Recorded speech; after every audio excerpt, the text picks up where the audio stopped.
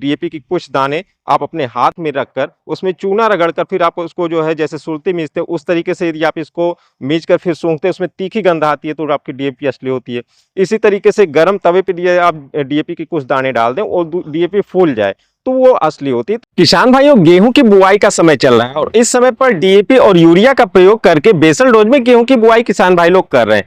जैसा कि जो पिछला खरीफ सीजन था जब आप लोग धान लगाए थे उस समय पर डीएपी और यूरिया की बहुत ज्यादा किल्लत थी। वैसे फिलहाल इस टाइम यूरिया तो मिल रहा है लेकिन मोटे दाने वाला मिल रहा है, डीएपी भी मिल जा रहा है। लेकिन किसान भाइयों, ये केवल किल्लत की ही बात नहीं है। अभी फिलहाल के सालों में पिछले एक साल में यदि देखा जाए तो कई बड़ी बड़ी ऐसी जो है घोटाले सामने आए हैं कि जो हमारा जो इफ्को का जो डीएपी आता है इसके भी जो है कुछ नकली जो है प्रोडक्ट बन रहे थे, मतलब नकली इसका बैग में मिक्सिंग करके उसकी सप्लाई की जा रही है। और फिर कुछ जो प्राइवेट कंपनियां हैं उनके भी नकली खाद, नकली दवाइयां, इन सब का जो है काफ़ी ज़्यादा खुलासा हुआ है। लेकिन आगे इसका कुछ होता है या नहीं होता इसका कुछ पता नहीं चलता। लेकिन ये तो संभव है कि हमारी जो मार्केट में जो खाद आ रही है, यूरिया आ रही है, डीएपी आ रही है, जो दवाइयाँ आ रही है उसमें काफ़ी नकली जो है माल आ रहे हैं। तो जो किसान भाई लोग हैं मैक्सिमम तो जो है यहाँ पर रासायनिक खादों के द्वारा ही खेती की जा रही है। तो जब हम यूरिया डालते हैं, डीएपी डालते हैं तो क्या पता हम नकली डाल रहे हो, तो इससे काफ़ी ज़्यादा नुकसान होने की संभावनाएं भी रहती हैं। तो किसान भाइयों, इससे हम लोग कैसे बचें और अपना जो गेहूं की बुआई कर रहे हैं इसमें कौन सी खाद हम डाल सकते हैं और किस तरीके से जो है हम इन सब फ्रॉडों से बच के यूरिया का कौन सा विकल्प हो सकता है, डीएपी कौन सा विकल्प हो सकता है, इन सब के बारे में डिटेल में आज की इस वीडियो में जानकारी देंगे। और आप जब गेहूं की बुआई करते हैं उस समय आपको कौन सी खाद देनी है और जब आप इसकी पहले सिंचाई करते हैं उससे पहले और उसके बाद में कौन सी खाद देनी है, ये सब हम आज की इस वीडियो में कवर करने वाले हैं। तो आप हमारे साथ लास्ट तक बने रहिए, वीडियो को पूरा देखिएगा। और आप हमारे चैनल को यदि अभी तक सब्सक्राइब नहीं किए तो हमारे चैनल को सब्सक्राइब कर लें और बेल आइकन को भी दबा दें। तो किसान भाइयों, जब आप गेहूं की बुआई करते हैं तो उस समय पर जो सबसे पहले ढूंढा जाता है वो डीएपी होता है। और डीएपी और यूरिया इन दोनों का मैक्सिमम किसान भाई लोग प्रयोग करते हैं। इसका दो कारण है। एक तो ये होता है कि ये जल्दी काम करता है और थोड़ा अच्छा काम करता है, ये ऐसी धारणा होती है। और जो दूसरा है, इसको डालना आसान रहता है। जो आप डीएपी है 1 एकड़ में यदि आप 1 बोरी डालते हैं तो वहीं पर यदि आप एसएसपी प्रयोग करते हैं तो 3 बोरी करना पड़ता है। और फिर वो जो है बारीक होता है, थोड़ा तो पाउडर फॉर्म में होता है, तो उसमें डालने में ज़्यादा मेहनत भी लगती है। और जो किसान भाई लोग लेबरों से अपने खेत में काम करवाते हैं उनको तो बहुत ज़्यादा दिक्कत रहती है। इसी वजह से डीएपी ज़्यादा ढूंढा जाता है। तो किसान भाइयों, ये तो एक बात हो गई। लेकिन अब बात करते हैं इसमें कौन कौन सा विकल्प आपके पास है। जैसे इस समय पर मार्केट में यदि डीएपी आ रही है और वो डुप्लीकेट भी है तो आपको सबसे पहले इसका परीक्षण का जो है पता होना चाहिए कि आप डीएपी की पहचान कैसे करेंगे। तो इसको जो है आप डीएपी की कुछ दाने आप अपने हाथ में रखकर उसमें चूना रगड़कर फिर आप उसको जो है जैसे सुरती मीचते उस तरीके से यदि आप इसको मीच कर फिर सूंघते उसमें तीखी गंध आती है तो आपकी डीएपी असली होती है।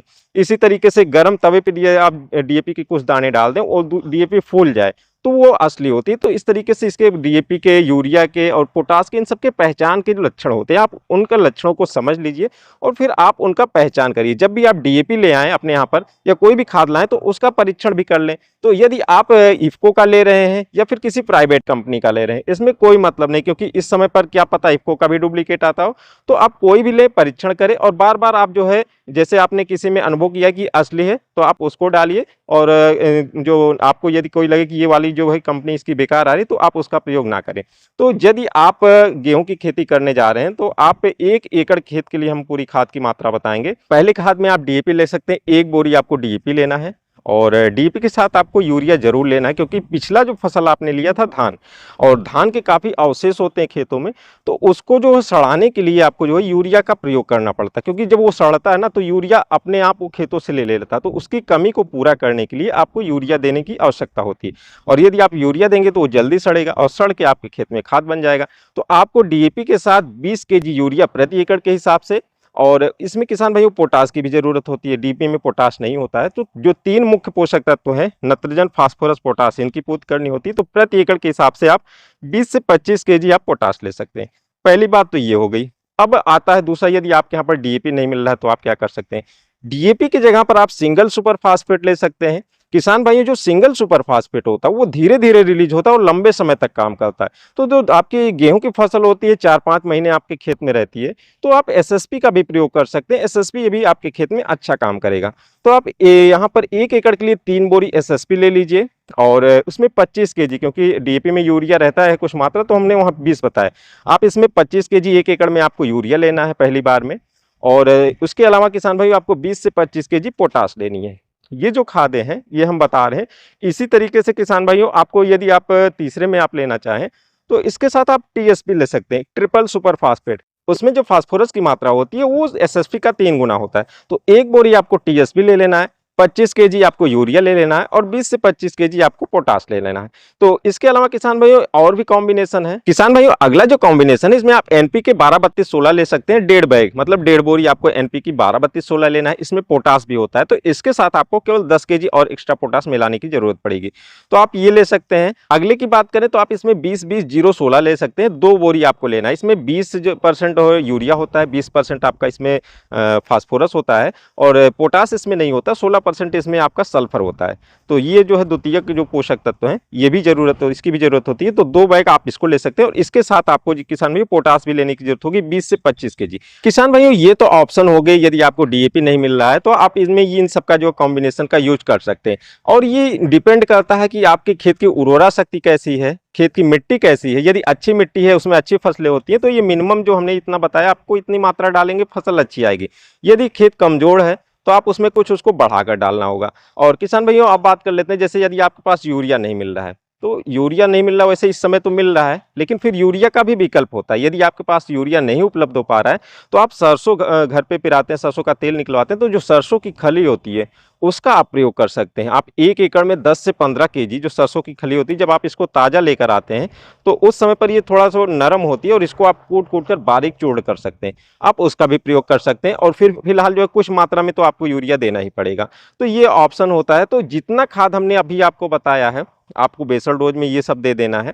इसके अलावा किसान भाई हमने यहाँ पर जो पोटाश बताया 20 से 25 केजी, आप यदि चाहें तो पोटाश अभी नहीं दें, आप अभी डीएपी और यूरिया का प्रयोग करके खेत की बुआई कर दीजिए। पोटाश को आपको मिक्स करके फिर उसको डालना होगा, आप पोटाश अभी नहीं दें। गेहूं के खेत के लिए हम बात कर रहे हैं, क्योंकि गेहूं में जब आप इसकी बुआई करते हैं उसके बाद आप इसमें जो है बढ़िया से ट्रैक्टर से जुताई करके छोड़ देते हैं और जब आप इसमें पहला पानी देते हैं उस समय पर भी इसमें काफ़ी ज़्यादा अनुकूल वातावरण होता है पोटाश के लिए, कि जब आप इसमें पोटाश को डालेंगे तो मिट्टी की जो परत होती है उसमें 1 से 1.5 इंची की लेयर में अच्छे से मिक्स हो जाएगी। और जो पोटाश का मुख्य काम होता है ये पौधों को स्वस्थ रखता है, रोग और बीमारियों से लड़ने की क्षमता प्रदान करता है। और मुख्य रूप से ये जो हमारे फल बनते हैं, जो दाने बनते हैं, उनका जो है बोल्डनेस मतलब मजबूत बढ़िया दाने बनते हैं, दाने का भराव अच्छा होता है, उसमें चमक आती है, इन सब के लिए यूज होता है। तो यदि आप पहले पानी के समय पर पोटाश देंगे तो काफ़ी अच्छा होगा। और अब बात कर लेते हैं किसान भाई, जो पहला पानी आपको देना है गेहूं में, तो आप यदि अच्छी नमी आपके खेत में है तो ज़रूरत नहीं पड़ती जल्दी, तो 25 से 30 दिन की अवस्था में आप इसमें पहला पानी देते हैं। यदि खेत में कम नमी होती है तो थोड़ा पहले ही आप उसमें पानी दे देते हैं। और उस समय पर जैसे आपने 20 दिन पे पानी दे दिया, गेहूं के पौधे छोटे हैं और पानी आपने ज़्यादा मात्रा में दे दिया तो आप उसमें जल्दी खाद नहीं डाल पाते हैं, लेट हो जाता है। तो इसलिए कुछ खाद आप गेहूं में सिंचाई के पहले दे दीजिए, उसमें आपको यूरिया लेना है। जैसे यदि आप यूरिया यहाँ पर जो है डाल रहे हैं तो 1 एकड़ में 15 केजी यूरिया आप रख लीजिए गेहूं की सिंचाई के पहले के लिए। और पोटाश की मात्रा यदि आपने शुरुआत में खेत में नहीं दिया है तो आप यही जो 20 से 25 केजी का पोटाश आप उसको भी रख सकते हैं सिंचाई के पहले के लिए। और इसके अलावा किसान भाइयों इसमें आपको माइकोराइजा 2 केजी प्रति एकड़ के हिसाब से माइकोराइजा ले लेना है और ह्यूमिक एसिड 1 केजी प्रति एकड़ के हिसाब से। ये इतनी खाद आप गेहूं में पहली सिंचाई के पहले डाल दीजिए। और जब आप पहली सिंचाई कर देते हैं उसके 10 दिन के आसपास, हफ्ते 10 दिन में जब इसमें खेत में घुसने लायक हो जाए, आप इसमें जो है आप खाद डालने लायक हो जाए, तो आप 10 दिन के आसपास में आप यूरिया 15 केजी के आसपास प्रति एकड़ के हिसाब से और 5 केजी जिंक, ये जरूरी होता है। जिंक और यहाँ पर जो हमने बताया है माइकोराइजा और ह्यूमिक एसिड, ये तीनों चीज़ गेहूं की फसल में, गेहूं की क्या किसी भी फसल में बहुत ज़्यादा जरूरी होता है, क्योंकि इसके जो बहुत अच्छे अच्छे काम होते हैं ये एक दूसरी वीडियो के माध्यम से हमने बता रखा है, आप वहाँ पर हमारे चैनल पर जाकर देख सकते हैं जिंक का क्या काम होता है और माइकोराइजा क्या है, ह्यूमिक एसिड क्या है। डिटेल में अगले आने वाली वीडियो में भी हम बात करेंगे, जब गेहूं के खेत में जो है पहले सिंचाई के बाद क्या खाद डाली जाती है वहां पर जब हम इसकी जानकारी देंगे। किसान भाई फिलहाल अभी जब आप बुआई करने जा रहे हैं तो आप डीएपी और यूरिया का प्रयोग करके किसमें आप गेहूं की बुआई कर दीजिए और उसके बाद जब आप इसमें पहली सिंचाई के समय पर जो खाद हमने बताया है आप उसको डालिए और सिंचाई के बाद में आप खाद डालिए। तो इसके बाद जो आपका गेहूं की फसल वो काफी अच्छी होगी। किसान भाइयों यहाँ पर हमने जो कुछ एक्स्ट्रा में बताया है, जैसे जो है यहाँ ह्यूमिक एसिड है और आपका जो माइकोराइजा है और जिंक है, इन सब का काम अलग होता है और फसलों में केवल जो मुख्य पोषक तत्व है नाइट्रोजन, फास्फोरस, पोटास, इन्हीं की जरूरत नहीं पड़ती। इसके अलावा कुछ जो है माइक्रो और कुछ मिनी जो है सूक्ष्म पोषक तत्व होते हैं, उनकी भी जरूरत पड़ती है। तो जैसे आपको सल्फर है, जिंक है, कार्ब और जो है कैल्शियम है, इन सब की जरूरत है। फिर उसके बाद जो है जिंक है और बोरान है, इन सब की भी जरूरत पड़ती है। तो सबकी पूर्ति के लिए हमको कुछ एक्स्ट्रा खाद की जरूरत पड़ती है। तो इन सब का प्रयोग आपको अपने खेतों में जरूर करना चाहिए। और फिलहाल हमारी आज की इस वीडियो में बस इतना ही। मिलते हैं किसी और वीडियो में, तब तक के लिए नमस्कार।